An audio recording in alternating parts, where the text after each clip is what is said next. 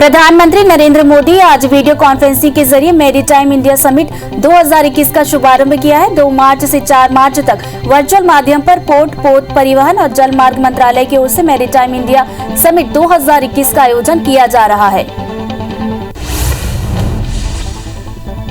Maritime India summit 2021 के शुभारंभ के दौरान पीएम मोदी ने कहा कि भारत समुद्री अर्थव्यवस्था को बढ़ाने में बड़ी सफलता हासिल करेगा। हमारा देश का शानदार समुद्री इतिहास रहा है। उन्होंने कहा कि हमारी सरकार जल मार्ग में जिस तरीके का निवेश कर रही है वैसा कभी नहीं किया गया। बुधवार को दिल्ली में पश्चिम बंगाल बीजेपी की कोर समिति की बैठक होगी। इसमें अमित शाह और जेपी नड्डा भी हिस्सा लेंगे। बीजेपी केंद्रीय चुनाव समिति की बैठक इसी सप्ताह होनी है। इस हफ्ते पार्टी 5 राज्यों के विधानसभा चुनावों के लिए उम्मीदवारों के नामों को अंतिम रूप देगी। प्रियंका गांधी ने असम में बीजेपी पर निशाना साधते हुए कहा कि कांग्रेस की असम में सरकार बनेगी तो हमारी सरकार एक कानून लागू करेगी जिसके तहत यहां CAA लागू नहीं हो पाएगा। कांग्रेस की असम में सरकार बनेगी तो कम से कम 5 लाख सरकारी नौकरियां मिलेंगी।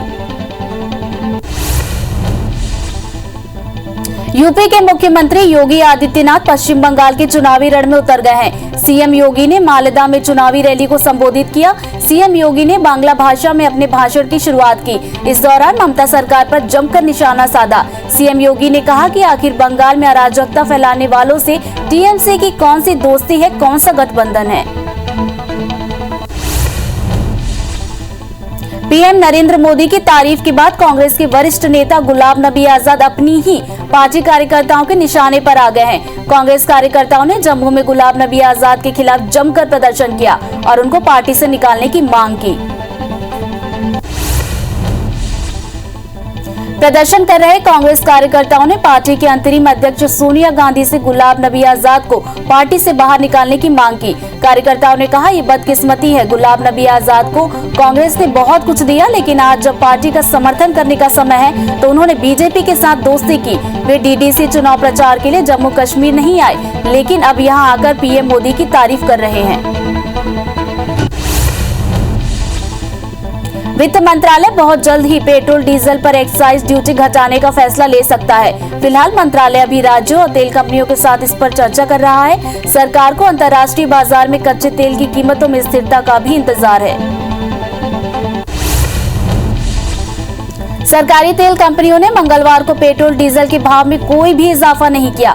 आज लगातार तीसरा दिन है जब आम जनता को थोड़ी राहत मिली है। इसके पहले शनिवार को दिल्ली में पेट्रोल के दाम 24 पैसे और डीजल के भाव 15 पैसे बढ़ गए थे, जिसके बाद दिल्ली में पेट्रोल 91.17 रुपए प्रति लीटर और डीजल 81.47 रुपए प्रति लीटर पहुंच गया था। गुजरात के नगरीय निकाय चुनाव में बीजेपी ने शानदार प्रदर्शन कर बड़ी जीत हासिल की है। नगर पालिकाओं की कुल 8,474 सीटों में से 2,085 सीटें बीजेपी की झोली में जा चुकी हैं। बीजेपी ने शहरी क्षेत्रों में 1,967 सीटों पर जीत हासिल की। यही नहीं, पंचायतों में भी 735 स्थानों पर भगवा लहराया है। गुजरात निकाय चुनाव में कांग्रेस की करारी हार के बाद गुजरात कांग्रेस में कोहराम मचा है। कांग्रेस गुजरात अध्यक्ष अमित चावड़ा ने इस्तीफा दे दिया है। वहीं कांग्रेस विधायक दल के नेता परेश ध्यानी ने भी इस्तीफा दे दिया। अमित चावड़ा ने हार के लिए EVM को दोषी ठहराया। उन्होंने अपना इस्तीफा कांग्रेस अध्यक्ष सोनिया गांधी को भेज दिया है। 15 मार्च को देश के मजदूर और कर्मचारी सड़क पर उतरेंगे और रेलवे स्टेशनों के बाहर धरना प्रदर्शन करेंगे। संयुक्त किसान मोर्चा के नेता योगेंद्र यादव ने कहा कि 10 ट्रेड संगठनों के साथ हमारी मीटिंग हुई है। सरकार सार्वजनिक क्षेत्रों का जो निजीकरण कर रही है उसके विरोध में प्रदर्शन होगा। राष्ट्रपति रामनाथ कोविंद के 6 और 7 मार्च को होने वाले जबलपुर दमोह दौरे की तैयारियां जोरों पर है। राष्ट्रपति के आगमन और उनके ठहरने तक सुरक्षा व्यवस्था बहुत कड़ी रहेगी। इसके लिए जबलपुर में स्थानीय पुलिस बल के अलावा प्रदेश के अन्य जिलों से 2000 पुलिसकर्मी बुलाए जा रहे हैं। शिवराज सरकार के चौथे कार्यकाल का पहला बजट वित्त मंत्री जगदीश देवड़ा ने विधानसभा में पेश किया।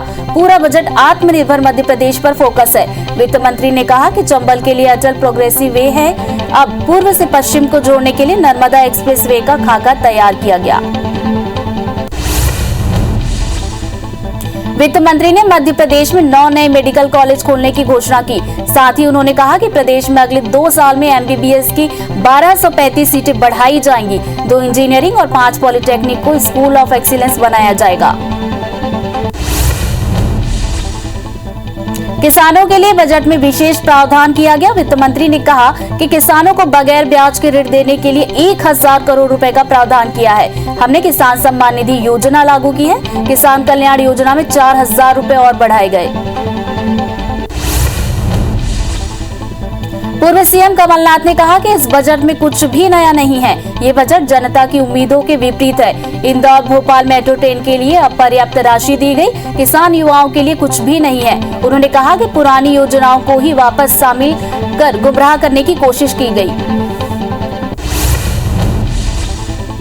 वित्त मंत्री ने छतरपुर जिले के जटाशंकर में रोपवे की घोषणा की। साथ ही उन्होंने कहा कि प्रदेश में 2441 किलोमीटर की नई सड़कें बनाई जाएंगी, 65 नए पुल बनेंगे, 105 रेलवे ओवरब्रिज बनाए जाएंगे। उन्होंने कहा कि स्टेट वेंडर योजना में 10,000 रुपए के लोन में ब्याज नहीं लगेगा। मध्य प्रदेश के खंडवा से बीजेपी सांसद नंद कुमार चौहान का निधन हो गया है। उन्होंने गुरुग्राम के मेदांता अस्पताल में अंतिम सांस ली। बताया जा रहा है कि कोरोना पॉजिटिव पाए जाने के बाद उनके फेफड़े में संक्रमण फैल गया था। इसके बाद उन्हें 5 फरवरी को मेदांता में एडमिट कराया गया था। नंद कुमार सिंह चौहान के निधन पर प्रधानमंत्री मोदी और मुख्यमंत्री शिवराज सिंह चौहान ने दुख व्यक्त किया और परिवार के प्रति संवेदनाएं व्यक्त की। सांसद नंद कुमार चौहान के निधन पर पूर्व सीएम कमलनाथ और पूर्व पीसीसी चीफ अरुण यादव ने दुख जताया। कमलनाथ ने ट्वीट किया कि ईश्वर उन्हें अपने श्री चरणों में स्थान दे और परिजनों को ये दुख सहने की शक्ति प्रदान करे। सांसद नंद कुमार सिंह चौहान के निधन के कारण मध्य प्रदेश विधानसभा की कार्यवाही कल तक स्थगित रहेगी। सीएम शिवराज सिंह चौहान ने बजट शुरू होने से पहले ही सदन को जानकारी दी कि सांसद नंद कुमार सिंह चौहान का निधन हो गया है। सीएम ने अनुरोध किया कि विधानसभा की कार्यवाही कल 3 मार्च को स्थगित रखी जाएगी। इस पर नेता प्रतिपक्ष कमलनाथ ने भी सहमति दी। छत्तीसगढ़ विधानसभा में आज बिजली बिल हाफ करने का मामला गूंजा। बीजेपी विधायक पुन्नूलाल मोहिले ने मामला उठाया। इसका जवाब देते हुए सीएम भूपेश ने बताया कि अब तक 38,68,462 उपभोक्ताओं के 1,271 करोड़ रुपए माफ किए गए हैं।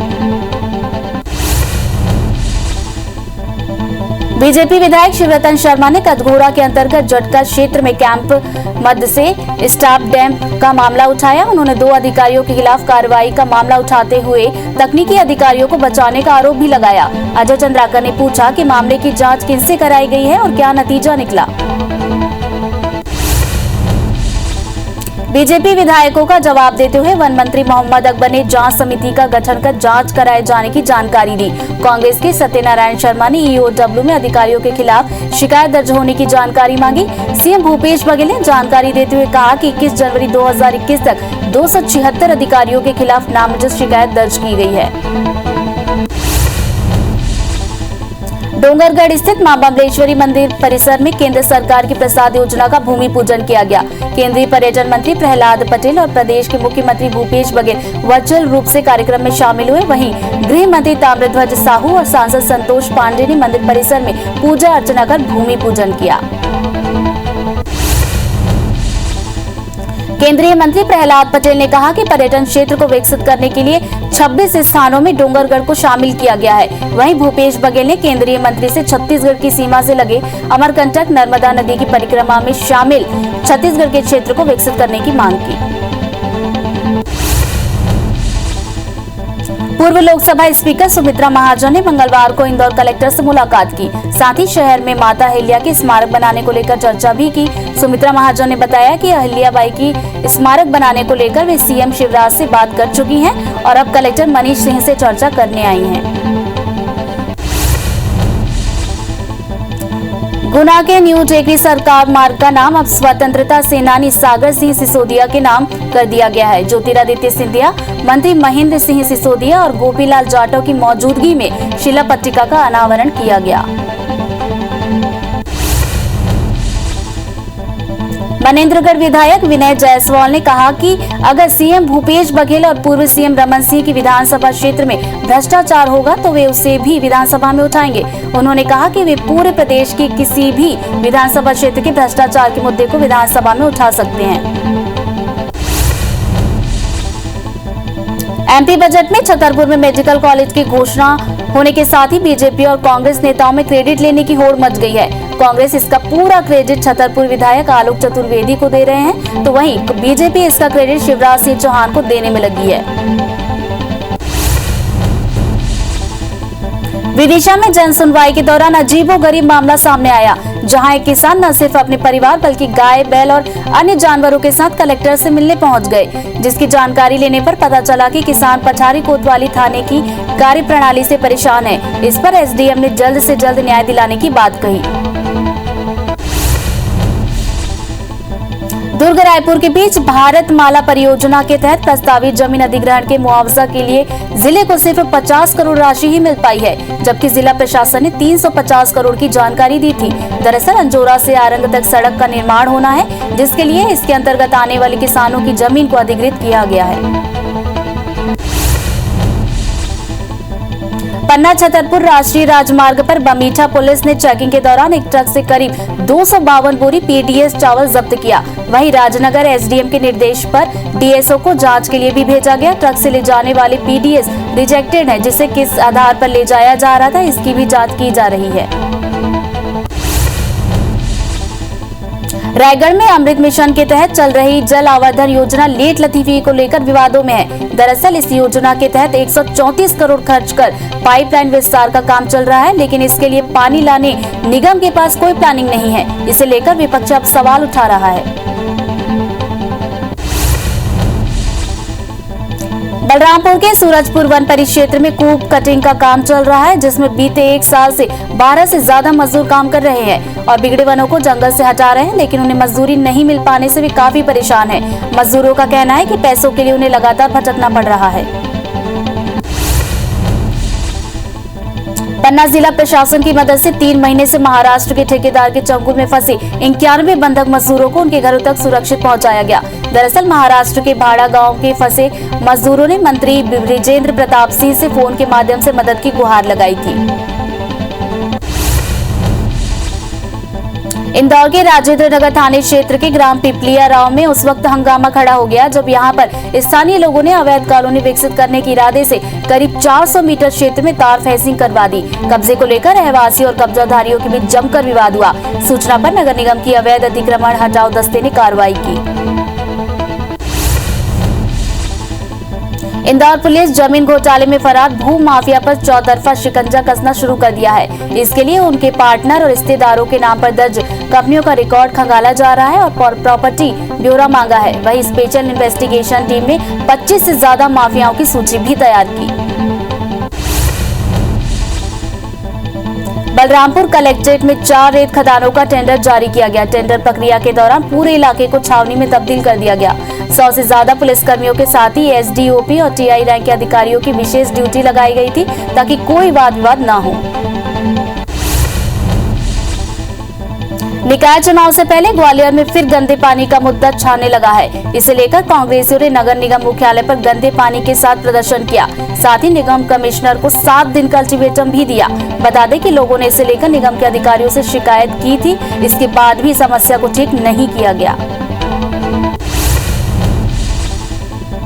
कोरोना के फिर बढ़ते मामलों को देखते हुए बस्तर जिला प्रशासन हाई अलर्ट मोड में आ गया है। केंद्र और राज्य सरकार के एडवाइजरी आने के बाद कोरोना गाइडलाइन को सख्ती से पालन करने के निर्देश दिए गए हैं। वहीं कोरोना जांच की गति कम पाए जाने पर 5 बीएमओ और बीपीएम को कारण बताओ नोटिस जारी किया गया।